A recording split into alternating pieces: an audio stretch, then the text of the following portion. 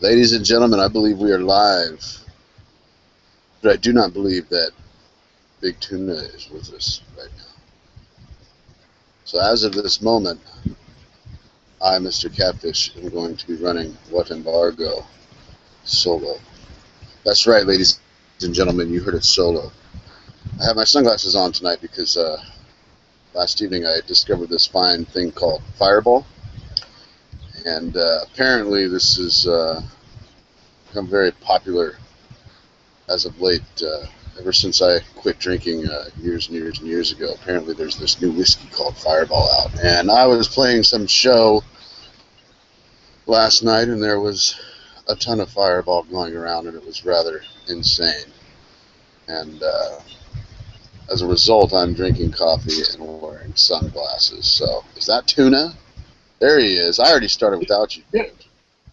I've been fucking gone. Where have you been, bro?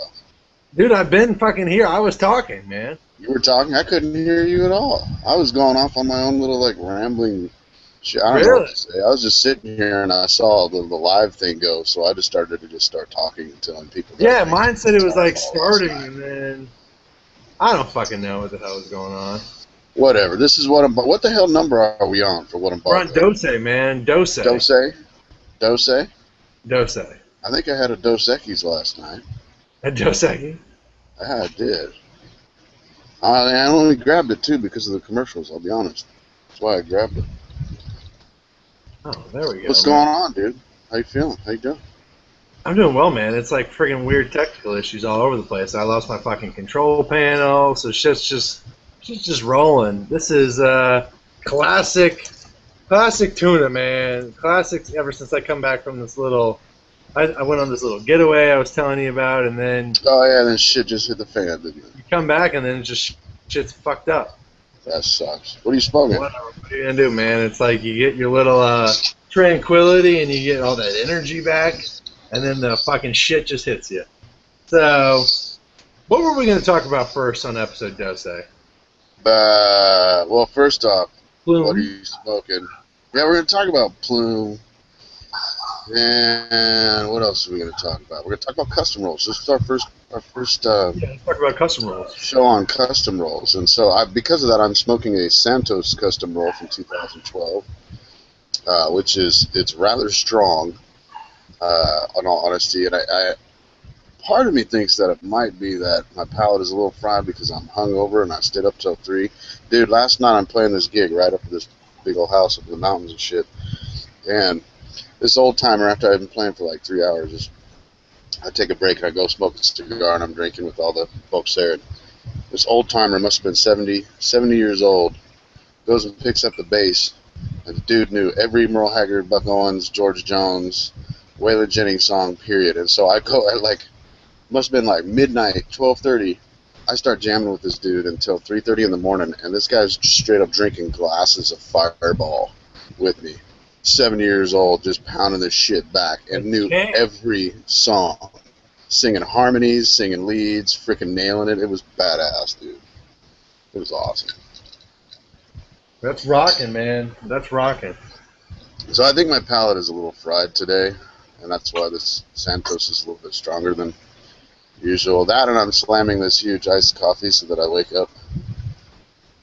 Yeah, you gotta wake up and continue the next evening. So, yeah, exactly. What are you smoking? I'm smoking your Carlos Fernandez. Pure Mata Extra Medio Tempo. Nice. That was a good smoke. I really like that. Box. Is it? Oh yeah, man. It's really nice right now. This thing's wonderful. Speaking of which, I gave 2 of those things to Logan, and he hasn't even checked in yet and said whether or not he's smoked them. Logan will be like, yeah, it was okay. Well, I gave him the Lajero, too. I figured he'd at least like the Lajero, you know what I mean? No palate, nothing. I don't know. Whatever. Fuck that guy. Whatever. What are you going to do? But let's talk about custom rolls, because... You want to start talking about custom rolls? Let's talk about it, because it's very interesting. It's an interesting theory, because it's kind of like event-exclusive cigars. That's what I think of. That's good. That's actually a really good. You know, I never thought of it like that. Go ahead and explain what you mean by that, and I'll expound on it in a second. Well, my understanding, because it's just these rollers, like Carlos Fernandez, are at an LCDH, wherever they may be. And while they're rolling away on requests from individuals. Mm-hmm. And there's probably an event or there's something going on when they bring the guy in. I mean, it's one of those things I don't think you just bring him in on a random Monday. Yeah. So it's kind of, that's what you're kind of getting it for then. And I'm sure he's got tobacco, and I'd probably have to speak with him more or find someone else to talk to him about, like, what is this guy supply? What is Habano's providing with him?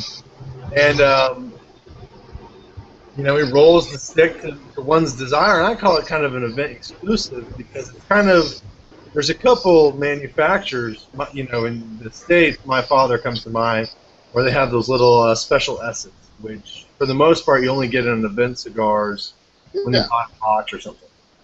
Yeah. And it's, I don't know, maybe you probably know more about custom rolls. And well, I think, what I was going to say that I think that's a good example. Because they're kind of like an event-only thing, and that's my understanding is, the ones that we've reviewed. For those of you who are listening, if you go on habanoscritic.com and you type in custom rolls, you'll see that Seth reviewed the Carlos Fernandez Ligero.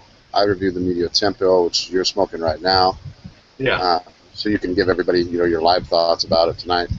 And then last week I did the Alfredo Martinez Robusto. And my understanding is, Carlos will go to different LCDHs and he rolls and does these rolling events.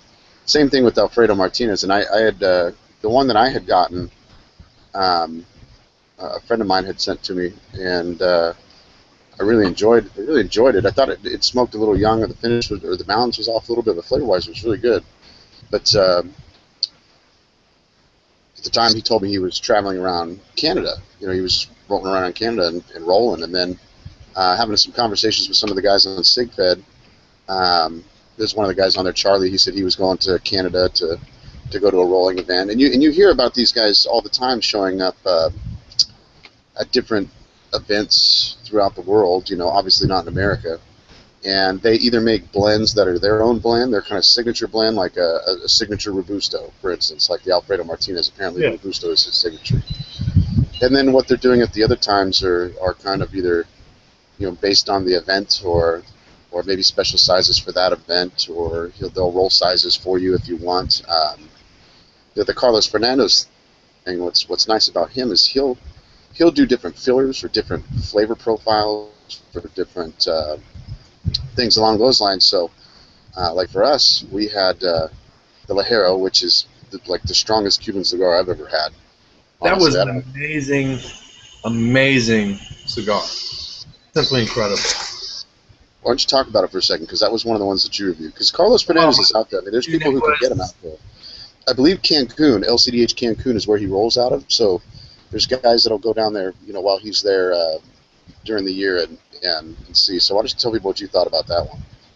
Yeah, I mean, it was a. Let me pull this up really quick, just because it's one of those things. Of course, I don't have it up because I'm trying to remember. Yeah, it was based off of the original Bahique. Well, yeah, the size is called Bahique.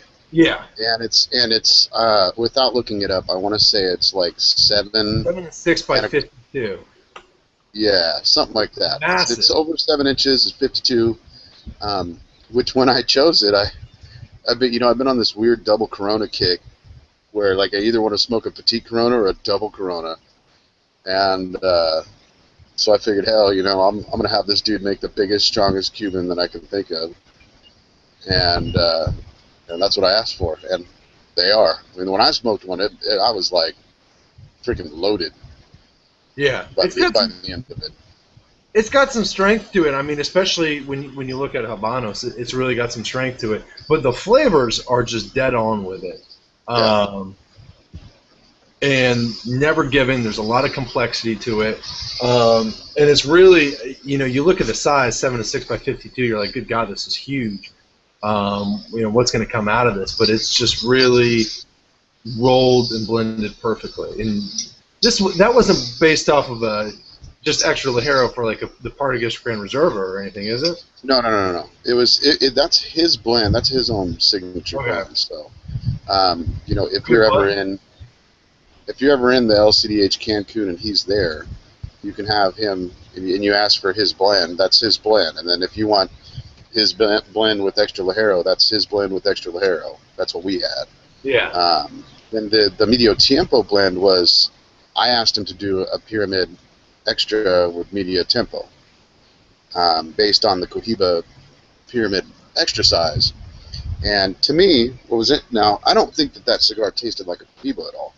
No, it doesn't. It doesn't taste like a Cohiba at all. It's darker. It's good. Yeah, better. It was. Yeah, it had like a really interesting kind of vanilla-y flavor. I want to say, in the middle, it just got really, really rich. It's just, yeah, it was fantastic. A little strong on the first third, and then in the middle is just, the middle and final third are freaking ridiculous. And knowing that it has Medio Tempo in it, that means that in 2 years I will be freaking drooling at how good that shit is. It's really good, and you know it's the Medio Tempo in here really. I think this blend really shows the use of tobacco of Cuban Medio Tiempo, because I think it doesn't show it too much in the Bajica. You can get it, but it's not too much. This really focuses on that tobacco, and you can really pick it up. And the only other time where I've really noticed Medio Tiempo tobacco being used is in a couple Casa Fernandez stuff. Yeah, Reserva. Yeah, and that's it.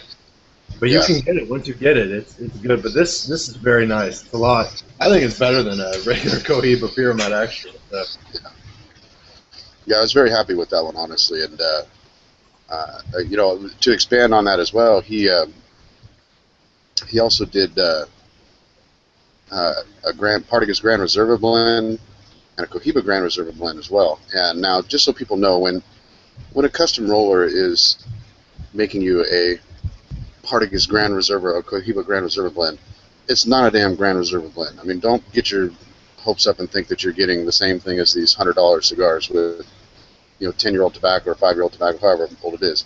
But basically what it is the guy is kind of giving his take on that blend, assuming that he knows what it is because he's worked at the Partagas factory and he's a level 9 roller, you know. What I will say is this. The Partagas Grand Reserva blend I had from him and the Cohiba Grand Reserva blends I got from him, both tasted like Partagas and Cohiba blends to me. You know what I mean? It was really, really interesting. I was sitting there smoking them, and I'm like sitting there going, wow, yeah, no, this tastes like a Partagas cigar. This tastes like a classic Partagas, you know, profile. Oh, yeah. And then the other one, I was like, oh, wow, this tastes like a classic Cohiba profile. I was very, very impressed with it, honestly. So I kind of want to see the next time he's around, see if he can do a Monte Cristo blend for me. You know, just to get something different. But I think people need to know going into custom rolls that they're not some kind of magical unicorn. And if you're expecting, like, you know, the heavens to open up every time you smoke one and be like, oh, this is the greatest shit ever, you know, it's probably not going to happen. But what you will know is that it is rolled by the best of the best. And I think when you get a guy like Carlos Fernandez, he really, I mean, I've had 5 of his blends, and all of them are really good. So you know the guy's a good blender. You know what I mean? Every single one is distinct, great flavor profile, great changes, great balance. You know, maybe each one might not be the best for every person, but they're really good. Yeah. You know, and so to me, that speaks volumes of the guy as a blender. He's got to be a good blender, because to be able to make that kind of shit is and consistently change them all up so that they don't all taste like the same thing, and be able to nail these different flavors. To me, that means he knows what the hell he's doing. You know. Oh yeah, he does. Doc Will asked the question: if these rollers are out of Cuba, are they considered protected assets like an athlete? My understanding is that they put them up in hotels. Yeah, no, I mean, you know, I don't know. That's a very good question. But I do know that the government, they used to do a lot more of these rolling events, these crazy rolling events. and give them a lot more tobacco. And I know that they've really, really, really slowed down on the amount of tobacco that they're giving these guys. Yeah.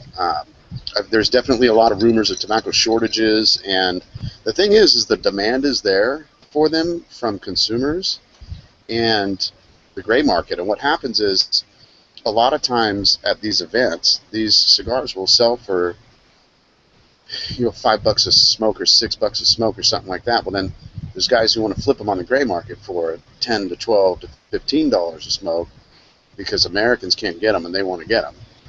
And they want something unique and they think they're unicorns and whatnot and blah, blah, blah.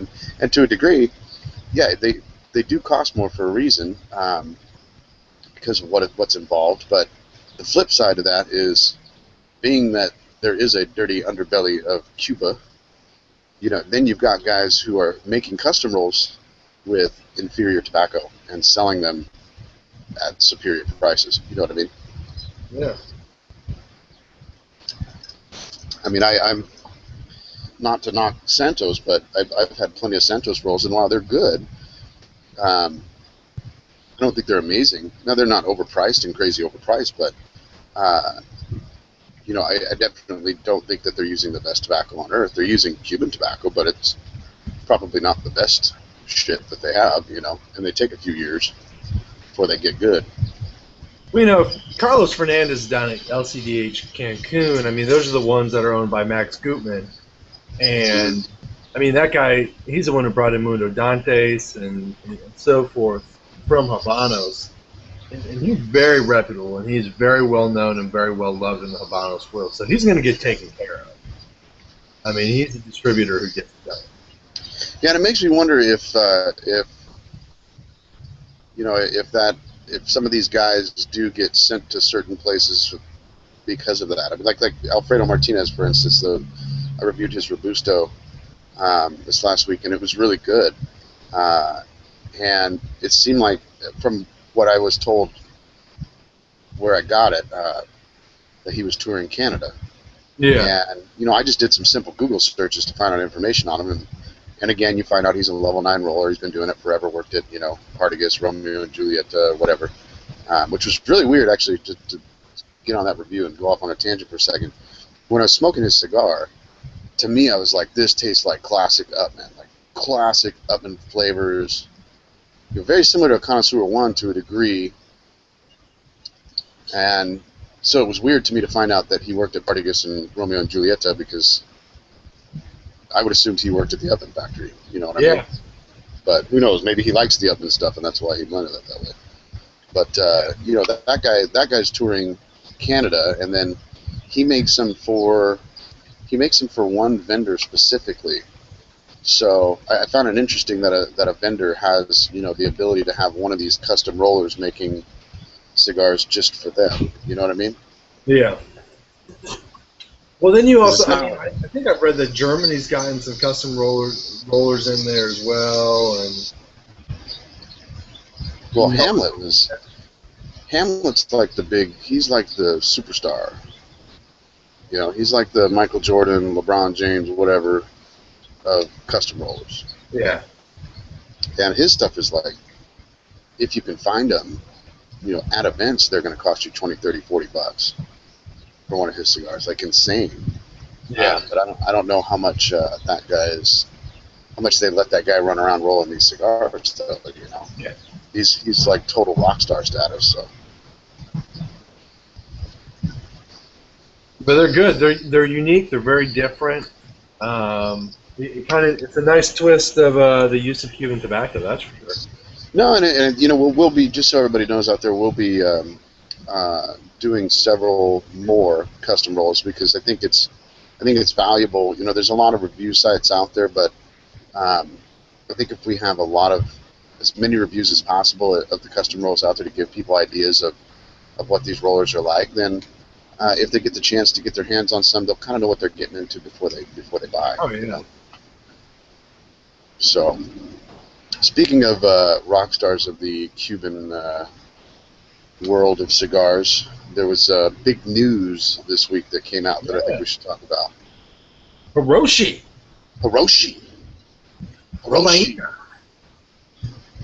The grandson of the very well-known Don Alejandro helped blended a cigar for Cubanicon in the United States market. Yeah, which is, I mean, it's big news. Everybody's freaking out over it. Apparently he's going to be at IPCPR. So to kind of go back to Doc's question, you know, how many times is a guy who is a Cuban farmer going to be at IPCPR? You know, it's weird. And I mean, I don't know. I'm kind of, I'll be honest. My gut feeling tells me the cigar's going to suck. I just don't. That's my gut. Because here's the deal. He's not a blender, number one. No, he's a farmer. He's a farmer. And he's not a Nicaragua, so he's not the one looking after all this tobacco that's being used for it. So I can't say that I know that his ability is going to affect the quality of the tobacco. And he's not a blender. So what is he doing other than, and he came out and he said, you know, he likes really strong cigars and he wants it's going to be a strong cigar, you know, whatever. And I'm like, great, another strong Nicaraguan cigar. You're changing the world, Hiroshi. Awesome. You know, what the fuck, dude? Way to break away from Cuba and do something completely different. Yeah, like outside of the box. But, you know, part of me is very, very interested to see what he can do. Because I know his, I don't know how they are related, but, you know, one of Don Alejandro's nephews and grandsons are the guys behind Elogio. Yeah. And you and I know Coop is a big fan of Elogio, and there's a lot of Habano smokers that freaking love Elogio cigars. I mean, I can't wait to go see Nabil this year at the show in a week or so and see what they got going on, because Elogio's the shit. I mean, they make amazing cigars that, to me, taste like Cuban cigars, only made with Nicaraguan tobacco. You know what I mean? Yeah. So, to me, Hiroshi's got a lot to live up to, because if I don't know if that's his cousin or what, but if his cousin can go in there, and his cousin's uncle can go in there in Nicaragua and make cigars as good as Elogio, then he's got a lot to live up to, man. And they said they've been talking about doing this since like 2004 or 2005, something like that. So I'm just wondering how the government is allowing, the Cuban government is allowing him to do it. You know what I mean? You know, this is what I imagine is, you know, AJ Fernandez studied under Robain in Cuba as well. Yeah. So it's almost like, I imagine these guys in their late teens and 20s following around Alejandro around the field day in, day out, and learning about all the processes involved from that end. And that's why, you know, AJ Fernandez, I know he's a really big part of the fermentation part. He does a lot of fermentation with AJ Fernandez. Just because he was probably taking care of a lot of that at the farm, in those stages at the farm. You know, I imagine, and I know AJ Fernandez has gone back to Cuba, and they're allowing these individuals to go back to Cuba. I'm wondering if it's more they go to Cuba and maybe they bring some tobacco with them and they play around with it, and then they go back. But as you say, I mean, it's not like Cuba's letting Hiroshi fly to Nicaragua once a month to go check in on this. Yeah, so that's what's really got to take care of. Exactly. So I don't know. It's really I don't know. I've got a lot of questions, and I hope I run into him so I can actually sit down and talk to him. You know, it was a big deal that his grandfather was even given that farm by Habanos. Yeah, no, I know. It was a very big deal, and the only reason he has is because his dad can't work in the field. He's got to work in the LCDH in Habana. Yeah, so, he's got some kind of skin. Skin something, yeah. Skin disease. So the fact that he has this farm, which he got from his grandfather, is a huge deal. And honestly, he's not going to go mess around. I mean, that's the reality. Yeah. So it'll be interesting. I don't have much faith, and it's nothing against Hiroshi. It's kind of with all parties involved that I just don't have much faith. But, you know, I've been wrong before. I never thought Germany would win the World Cup this year, but they did. Yeah, that was interesting. That was interesting. But with that, I want That to wouldn't quickly go. talk That wouldn't about go. a Was pretty cigar that we badass. have been talking about. Yeah. Monte Cristo Petite Number 2. Are we gonna talk about that? It's like 2 seconds. Okay, go for it. Because I'll show it. I've got that in my comparison coming up. So go ahead. I mean, talk about an awesome cigar. I mean, simply incredible. Yeah. We got to do a show on it soon. So I don't want to go off too much on it because honestly, I had one again the other day, and it was absolutely fantastic. Yeah, that's all I'm gonna say. I'm done. It was absolutely fantastic. All right, well, so let's go. You want to talk about Plume, or you want me to go on to the fake Monte Cristo box? Let's go on to the fake Monte Cristo because I think it's good because the Monte Cristo Petite Number 2 is the first cigar to get this new Monte band. Yeah, that and the double Edmundo. And what was really interesting is, just so everybody knows, so I can give you a background, I got a submission from another forum that I was on, and it was gentleman sent me 2 boxes, pictures of 2 boxes of cigars, and both Monte Cristo Number 2. The first box was obviously fake. It was supposedly from the 2000s or whatever, and there was just a bunch of stuff that was wrong. And so I immediately was like, yep, fake, sorry, here's like 6 reasons why. You know, from the box to every part of the box to the cigar. And then he sent me another box of Monte Cristo Number 2, and they had the gold band, the new gold band. And it blew my mind because I hadn't seen any Monte Cristo Number 2s with gold bands yet. I haven't seen anything with the gold band other than the Petite Number 2 and the Double Edmundo because those were the 2 that were released. And I haven't heard of anybody getting any of the other Bartolas with the gold bands yet. So I asked this guy, which was really cool. The guy sent me like 40 pictures, and I'm not going to show all of them to you guys, but unbelievable how much he. It was a lot of photos, and I'll tell you one thing. You and I looked at them, and we were both like, "Wow." Yeah, I mean, it was not easy. In all honesty, I mean, there's a lot of things that don't make sense, and I'm going to go over them with you guys, so that you can see step by step how I identified these as fakes. But this is one of the better fake jobs out there, and I think it's very, very important because this is the first box of fakes I've seen with the gold bands. Yeah, it's mine. So, and a lot of the stuff is legit. So let's get the screen shared. You got screen share up? Yep, yours is up, man. Okay, so here's the cigar in question, Monte Cristo Number 2. Go to full screen on it, man. Go to full screen. Yeah, I can't. Not with this, unfortunately. Oh, really? Yeah, this is the best I can get. Okay. Whole other story, but I mean, see if I do that, it's not giving it, is it? No, that's fine. Don't worry about it. Hold on, let me go back here. Oh. Okay. All right, you got it? Got it. Okay, so it's gold band here, and it looks great in all honesty. From first look, you look at it and you kind of go, oh, okay, well that doesn't look too bad. So I took a picture of, on the right here is on my iPhone, and it's the gold band from a Monte Cristo Petite number 2. Now, I want you guys to kind of look at this. The first thing you'll see is the margin right here and the margin right here are not even. And it's just barely not even. And I mean barely. And if you look at the fleur-de-lis, it looks pretty damn good. The Monte Cristo Habano looks pretty damn good too. Only, I mean, I can't really tell a huge difference. What are the main difference that I see here is the hue of the color and then the spacing right here and right here. To me, this color, it's overall, less brown, more red. Yep. So let's go to the next slide.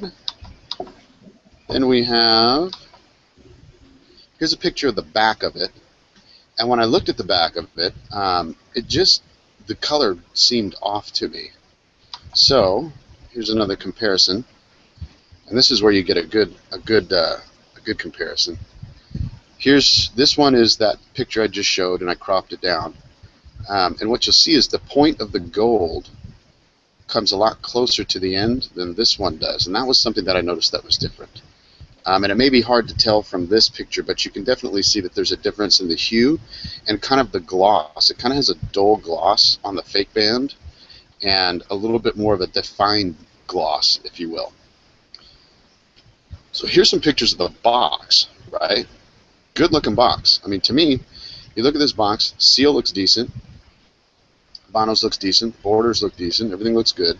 There's a bunch more pictures as well, but I didn't put them all up on here. Here's his serial number. Did you run the code? Well, the funny thing is, I didn't run the code. He had told me, he's like, yeah, if you run the code, it says error, try again later, which is really weird. So I didn't run the code because I didn't need to tell whether or not it was fake. You know what I mean? Yeah. Here's the badge. Now here's where we figure out what's really going on. Later. So here's the stamp, and I cropped it so that you guys could see the whole stamp itself. And for some reason, this is what piqued my interest more than anything when I first saw it, before I actually, went into depth in the bands and everything. So, looking at that, here's a picture of his. EUP July 13th, and I didn't even see if EUP is an actual factory code or not, but here is a box from July 13th that is legitimate, a known real box. And let's get to our comparison. So now when you look, you can look at the lettering here of the stamp, totally different. So there's a space here, right? Space isn't there, the font of it. But here's where it gets really, really interesting. The B on the Habanos, that was the first thing I noticed. If you look at this B of Habanos right here, and you look at this one, totally different. You look at the two A's and how the A's, the top of the A, basically like this part of the A, it doesn't not end cut off up here, right? Look at the definition of the S and the A, the spacing. It's totally not there. The S doesn't have kind of a crooked like look or feel to it at all. And sorry, I was taking the smoke. The Totalmente a Mano isn't nearly as clean. So I went and checked out a few more. Here's 3 more boxes, all from, I think we have 2013, 2013, and 2012. And all of these boxes you see, same thing. The B's, the A's, the N's, the O's, the S's, they all look the same. So there's 4 examples of legitimate boxes that all have the same kind of font on Habanos. And then here is... Well, the other thing really quick, Captain. I remember when you sent the photos, the box itself, I don't know if you have it, but the stamp was kind of perpendicular to the logo of the box. Yeah. And it's one of those things, weird. You see enough Habanos boxes, you know what I'm talking about. It's kind of like you flip it over, you see it. You'd have to flip it over and turn it to a different angle. That really caught my eyes, too. The last thing I wanted to point out is he sent me a picture of the band, and you can see that it's embossed. The entire ring is embossed in the fleur-de-lis. So, just FYI, people, that's one of the better fake jobs I've seen in a long time. I mean, the quality of the packaging was really, really good. I mean, for me and you, I mean, trained eye, you see it and you just kind of go, okay, this doesn't seem right. And I needed to sit down and compare and contrast. It wasn't like an obvious, like you see these Cohiba bands and go, yep, fake. Yep, fake. You know what I mean? You could just tell immediately, yeah, that's fake.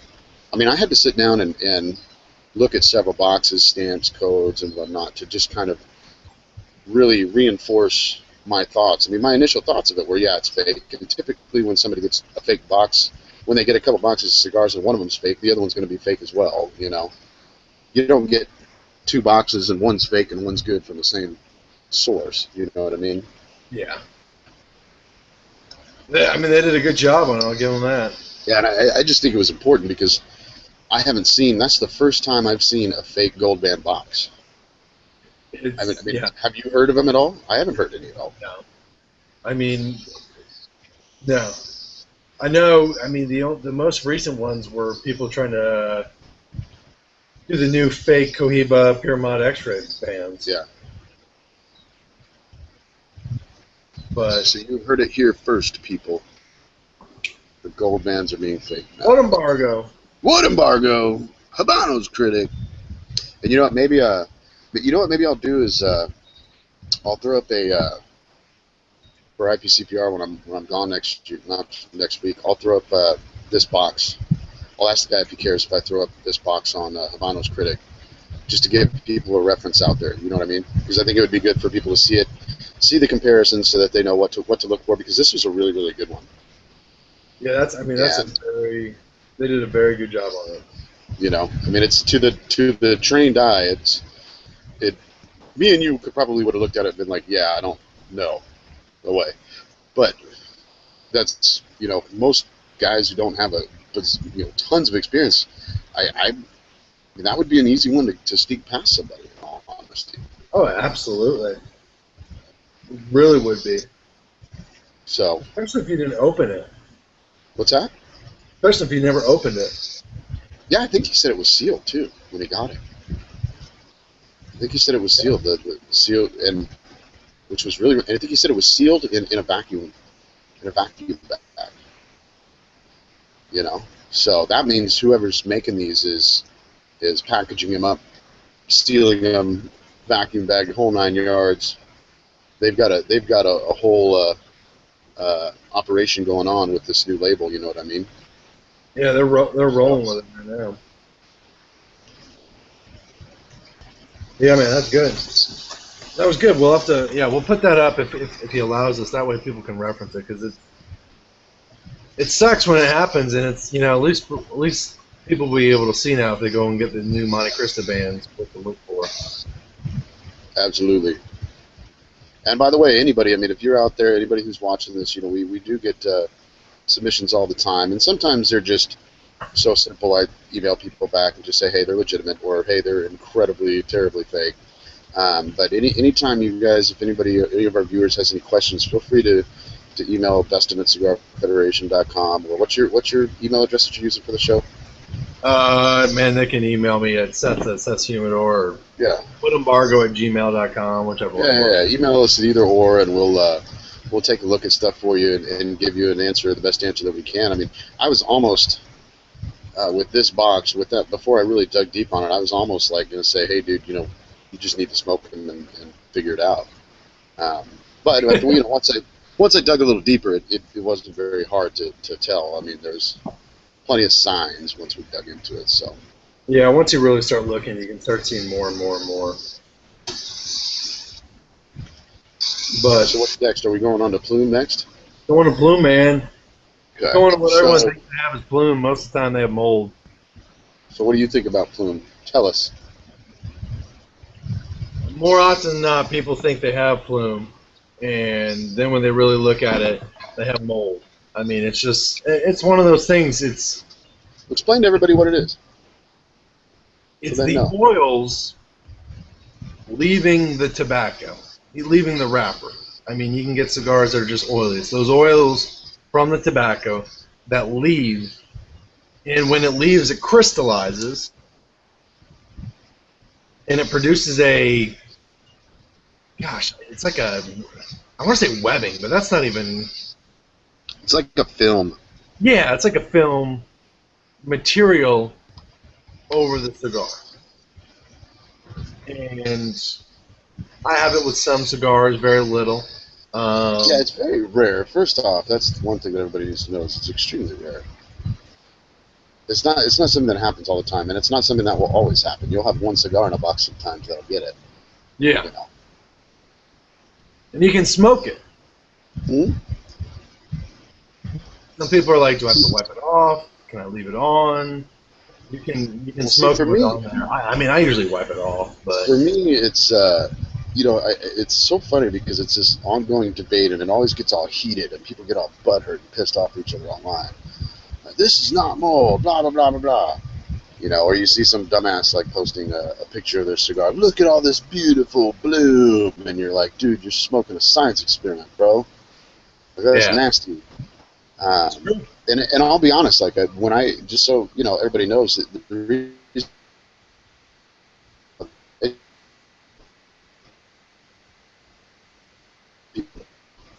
I got burned on, I bought like half a dozen cigars from the shop when I first started smoking, and I was like, oh my god, they're covered in bloom, you know. And so I take them and I take pictures of them and I push them up on, you know, one of the forums that I'm on, and everybody's like, dude, that's mold, bro. You know, and I'm like, oh no. It's like 4 or 5 years ago before I knew what it was. And basically, just so everybody knows, here's what it comes down to. If you've ever seen a piece of moldy bread, then you know what mold is. Okay? It's the easiest thing on earth. It's stupid as shit. I don't understand why people can't figure it out in the cigar world. And it's all these people, no, you have no idea. This is plume and bloom and blah, blah, blah, blah, blah, like whatever. Dude, if it's growing off the cigar, it's mold. Period. And I don't see why anybody can't figure that shit out. If you've ever had a piece of moldy bread, or mold on anything, or taken a science class and seen mold in a petri dish, mold grows up. That's what it does. And the funny thing is, yeah, I mean, they see a couple white dots growing up. They're like, it's plume. yeah. I ain't plume, man. But I'll tell you one thing. I was in a local retail shop and looking in. Well, but listen. One of his cabinets. It was a 1964A Padron Natural, Mm-hmm. and the plume. It was plume on it. Was just incredible. Yeah. And I was like, have you seen? I was like, do you see the plume on this thing? And he's like, oh wow, retailer just snapped it. So I wasn't gonna buy it, but I was like, you could sell that to anyone out there right now. Yeah. But it looked. I mean, you can tell when it is. I mean, I think you just had a photo of one, and it was. Yeah. No. I have a whole. Let me get it going. I have a whole slideshow presentation for everybody that I worked diligently on today to kind of give people an idea. One thing that I'll tell you guys is when you're looking at it, it's one of those things that you know, for me now, whenever I see it, it's kind of like a double take, and I'm like, oh wait a minute, that's not mold, is it? No, it's not. Oh shit, there's plume on my cigar. Oh, cool. Man. You know, and just so people know, since it's an oil, it's reflective of light, and so you will see the best way that you can kind of get an idea of what it looks like, or the beginnings of it, is you will see that reflection in the light when you take a picture of it with a flash. And one of the examples I have coming up here is really cool. My buddy has he has one of those big tower humidors that has controlled temperature and controlled humidity in it. You know what I mean? Oh yeah. And it has a black light in it. And I was just walking by one night, and I look over, and I see these cigars like all plumed out underneath there, and I'm like, whoa, what? Wait! Like you could see it underneath the black light. And I took a picture of it. You can't really tell too much, but I pulled an Opus out. He had a bunch of Opus that had it on there. I'll show you here in a second. So, anyways, I'm going to start. Opus are really well known for having plume or mold. Yeah. Well, and a lot of times people will, if it's got cedar wrapped around the wrapper, this is a big thing, is they take away the cedar and they see all this white mold. Mm-hmm. And they're like, oh, it's plume, man. No, it's not plume. It's the cedar, man. It's not plume. Yeah, my experience, too, has been the cedar always leads to mold. Yeah. I don't know why. I take that off. I don't need it. You know? Airflow is key. Exactly. And I personally think that airflow is keyer to preventing mold than necessarily RH, but that's a whole other discussion. So let me just start my little slideshow. All right, you got it up? I got it, man. Okay, so this is mold. So that everybody can see it. It's hairy. It's growing off the cigar, right? You can see that this is coming up in peaks and whatnot. Now, just so we can be completely obvious, here's some mold on wood. And I can tell you right now, you can just Google search cigar plume or cigar bloom, and you will see mold just like this all over cigars, and people are like, oh my God, look at this bloom, right? Oh, it's terrible. Yeah, here's another one. I mean, you can see it's spotty in nature. It's like retardedly easy. That's mold. Boom, here's some little mold spores, right? Here's a real good picture. You see they have the little knobs on the head of it. You know what I mean? It looks like a little sperm growing up, off the cigar, right? See, what's the next picture I got? Here's another one. This guy, yeah, look at this plume on my Opus X. Yeah, no, that's growing off the cigar. You see it. It's hairy. No, that's not bloom, dude.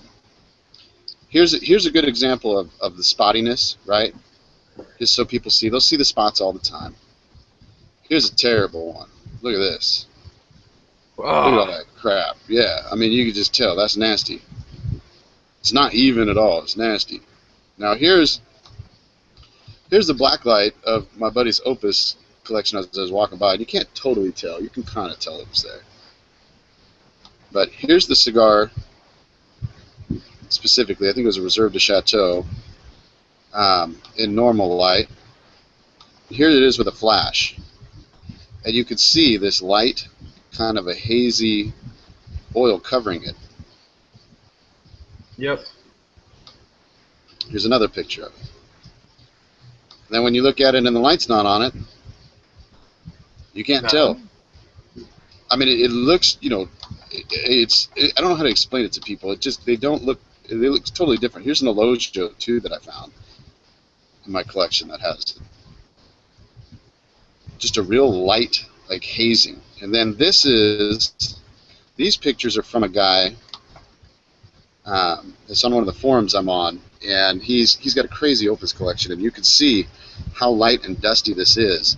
And this one right here, I mean, if you and I looked at it immediately, you'd go, oh yeah, no, this might be mold. But seriously, like, the guy's got all these high-res pictures of it. These are Opus from the 90s. And they're covered in this chalkiness. It's insane. Then we had a submission from a viewer, Harley, and you can kind of see the little dots running around here. It's very uneven. And that unevenness is where people kind of get it wrong. Yeah.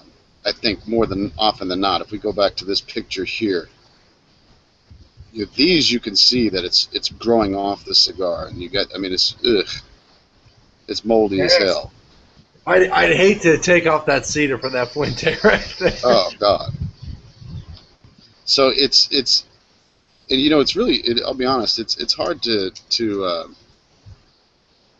explain to people without having an example in your hands to show them, because the best thing I can tell everybody is, when you look at that Opus that I showed you, or that Elogio, when you look at it in the normal light, you don't see it. Yeah. You'll kind of feel a film, and as you turn it in the light, you'll see it kind of sparkle a little bit. Yeah. Padrones are very well known for it as well, and I think it's just because they use aged tobacco. Same with the Fuentes.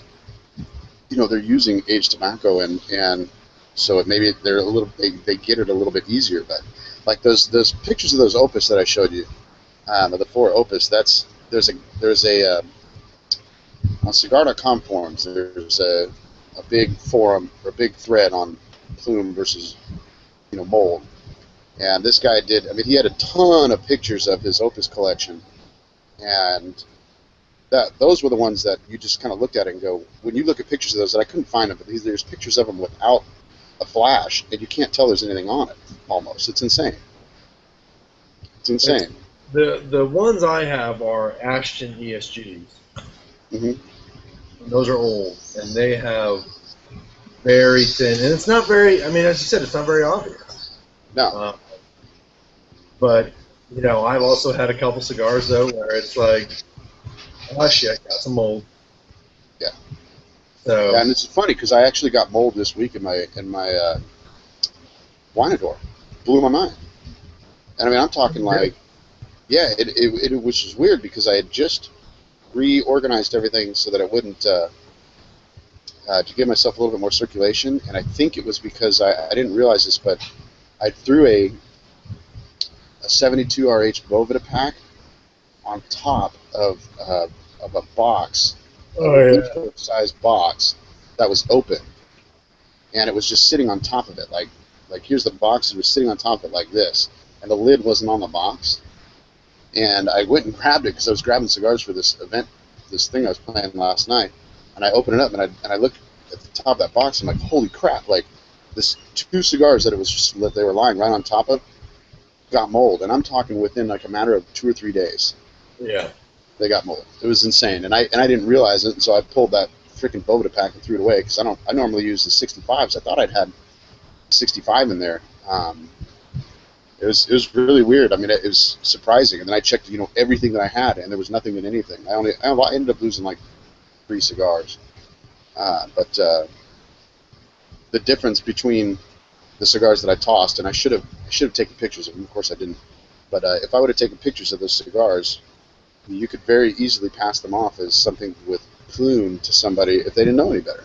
Oh yeah, absolutely. Without doubt. So you just threw them away? Yeah, I mean they were all in the foot. Oh really? So I took out all the cigars in this box. I put them in a.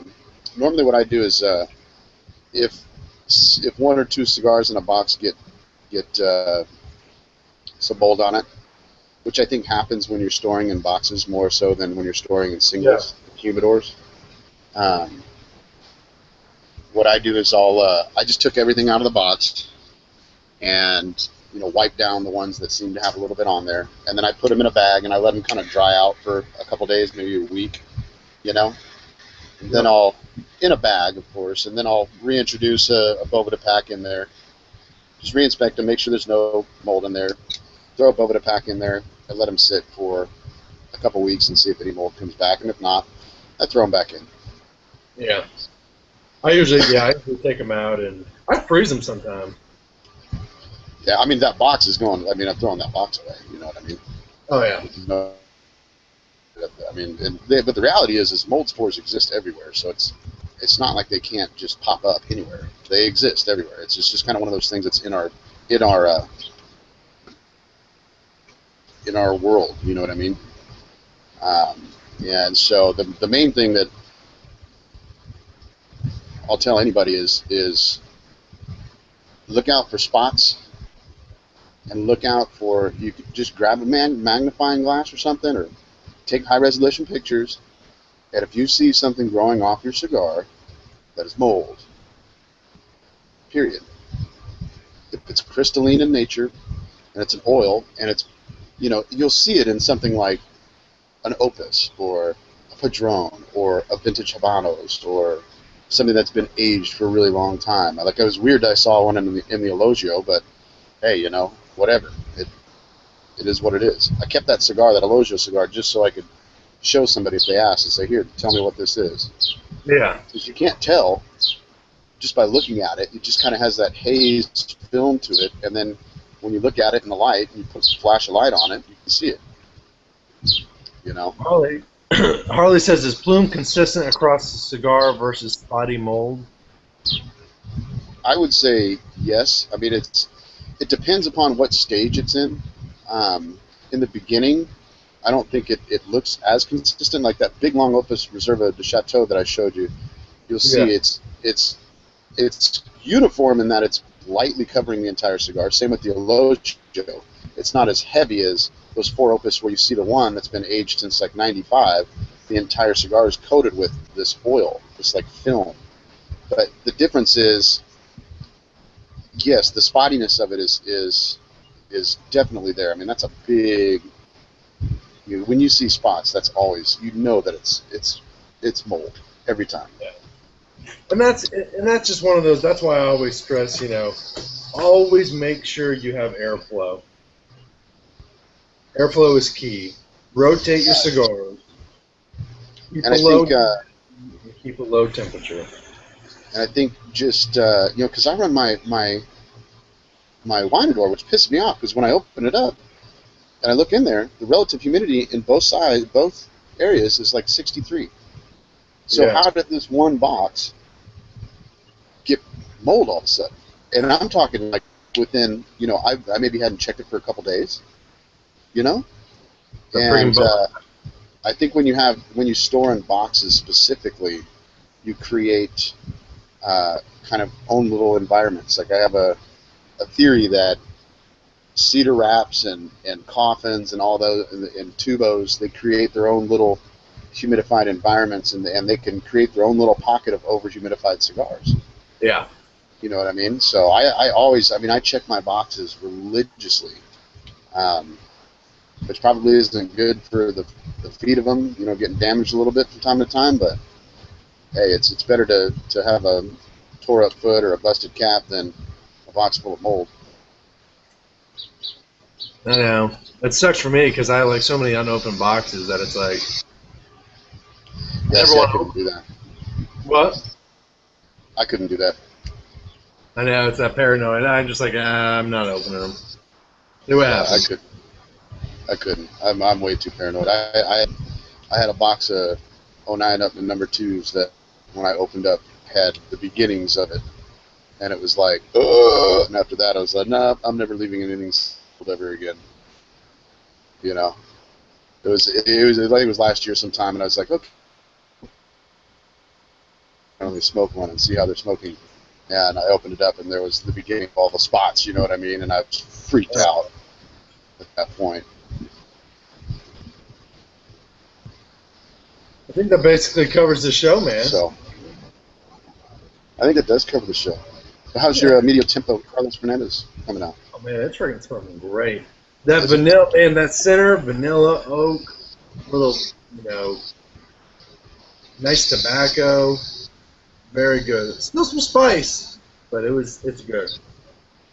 Yeah, that was my favorite part of that cigar specifically, and I think that medio is really going to open up over time. The Santos is, this is just kind of a one-dimensional cigar, it's Cuban tobacco, and it's got some strength to it. There's probably a good, a little bit more Lajero than normal in it. It's got kind of a darker profile. When you see he'll have dark wrappers or light Colorado or dark Colorado wrappers, whatever. And this is one of the dark ones, and they kind of have that similar to a Monte Cristo kind of profile to them. Yeah.